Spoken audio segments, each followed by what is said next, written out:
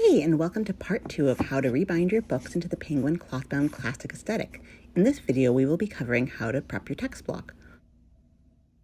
Okay, so quickly the steps that we're going to go through in making a book. First, you remove the cover, and you just have this. Then you make the text block which has end papers, mole, headbands, maybe a bookmark freedom. Then you cut your board size and or make one of these things to make for the case. Then you cover the case in book cloth. Then you cut out your design, put it on here, you iron it on.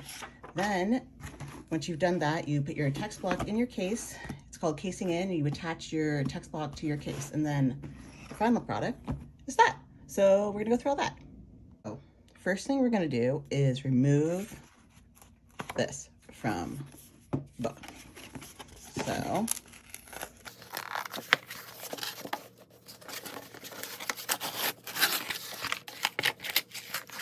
okay, and if you get stuck with this, then you need to get some sandpaper and sand it. And okay, I'll be back with that.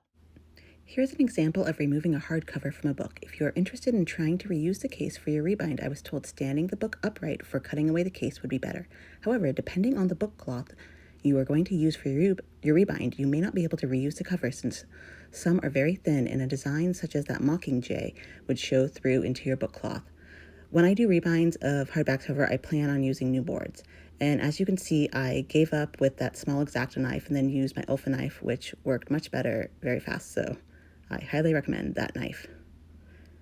So the first thing you need to do is make your text block ready. So to do that, you need to attach end papers. For making your end pages, you're gonna have two, one on this side and one on this side, and it's basically just going to be like this screen. When you open it up, it's right before your text block. So when you're choosing it, you need to already know what color you're going to be putting on, using what color book cloth you're going to be using, and probably what color you want to use as for your design so that it can sort of match. So I'm using a brown book cloth for this example because I have a lot of it. So I think these are gonna look good together. So to cut it down to size, you just need to know your the width, and then you multiply that by 2, and then your height, and then you cut that out. So we're gonna do that. And a good rule of thumb is to measure at least twice. I do it sometimes 3 times, and then cut once so you don't make mistakes.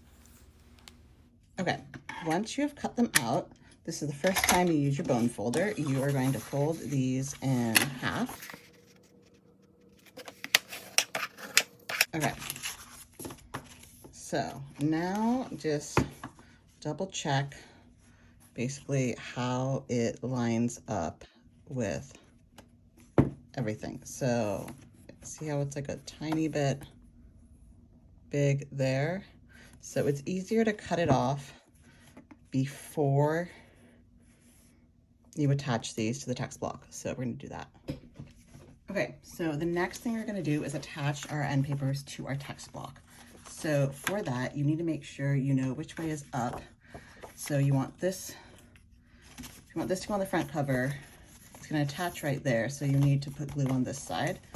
And then this to go on the back cover, it's going to attach to the other side, so you want glue here. So line them up. There's just a little bit of space between them. A little brush, and you're only going to spread the glue in one direction, because if you go this way, it might get under the other one, and you don't want that. You just want glue on this side of the page. This is a method just so that you don't get glue farther down. You could always just take each piece and glue it by itself. You don't need that much glue. I am a perpetual overgluer, and that is one of my issues. Okay, so then you like slide this back like this so that you don't get glue on anything else. And this one you also take like that. And then take your text block, you line it up, take your bone folder, press it down, and then flip it over make sure that, yep, that's it up. I'm just putting this down so I don't get glue on my cutting mat, because that just makes it tacky forever, and that's terrible. So then line this up like that, and then what I do is I like to just press it for a couple minutes just so that they do their thing. Okay, so to press it, I just put my big board over top, and I put this down just so in case there's any glue anywhere, it doesn't get on my board. And then I know this is gonna sound weird, but this is like my makeshift. This is just a brick wrapped in book paper. And so that's just like my little temporary weight. So I'm just gonna leave the brick here for about 5 minutes. Okay, next we're going to attach our headbands, which are these things, and they go at the top and the bottom. If you look in a book, you can see the green thing right there. It's a headband. Okay, our mole and our bookmark ribbon. Okay, so you don't have to do a bookmark ribbon, but if you do the Clothbound classic, pardon me, ones, they come from the top down. So let's put some glue to the top, and before you put your text block in, mark which side is up. So just glue that down. Okay, next thing you're gonna do is attach your mole. Okay, so I'm gonna attach this, and it can be longer for now, and once everything's done and drying, you can trim it, because in the end, it only needs to be about 1 inch. So there's this, and then it only needs to be about 1 inch on this side. But some of mine have been a little crazy because I was doing lazy book binding. But now that you're all here, I should probably do it properly so you don't learn wrong. Okay, so then just glue this down to the spine.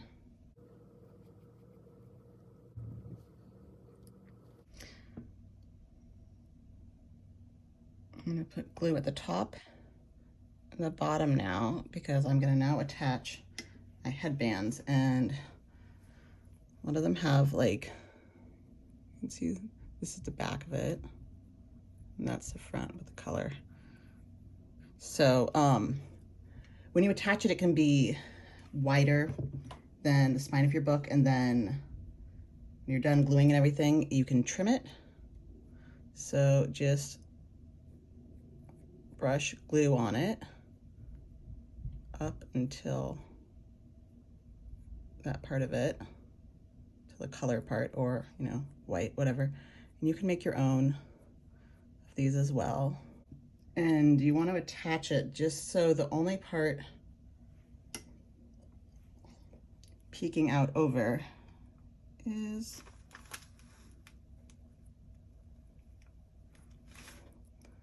that little color part. Then do it on the other side. And you can trim these when it's dry. You can trim the edge, and then once you've trimmed the edge, you put just a drop of glue on your finger and just like tap the edge once you've trimmed it.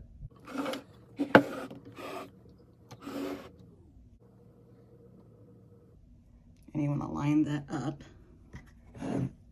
so that it's like even amount peeking out the top. Put a little glue down. And then let it dry. You could also put a piece of cardstock over the top, cut to size so it doesn't peek out anywhere. But if you do put it over the top, you need to make sure as well that this piece of cardstock is long grain, like we were talking about before. Okay, so your text block is dried. You take it out. If you want to do something like doing your own drawings on it, gild the edges, etc., this is the stage where you would do that, when it's just like this without the case on it. And there are links to different ways to do things like that in my link tree.